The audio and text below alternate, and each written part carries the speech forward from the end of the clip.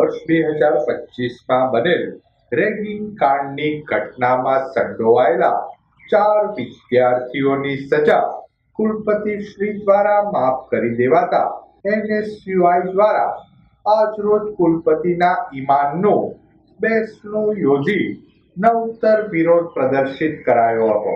વર્ષ 2025માં ભાવનગરની સરકારી મેડિકલ કોલેજમાં જુનિયર તબીબો સાથે થયેલા રેગિંગના મામલે એન્ટી રેગિંગ કમિટી દ્વારા 4 વિદ્યાર્થીઓને સસ્પેન્ડ કરી 2 વર્ષની સજા કરાઈ હતી. વિદ્યાર્થીઓની સજાને હજુ 9 માસ બાકી હોય કુલપતિ શ્રી દ્વારા સજા માફીનો નિર્ણય કરાતા NSUI દ્વારા નિર્ણય પાછો ખેંચવાની માંગ સાથે કુલપતિ શ્રીના ઈમાનનું બેસણું યોજી નવતર વિરોધ કરાયો હતો. વિરોધ પ્રદર્શન વેળા NSUIના આગેવાનો કાર્યકરો બહોળી સંખ્યામાં ઉપસ્થિત રહ્યા હતા.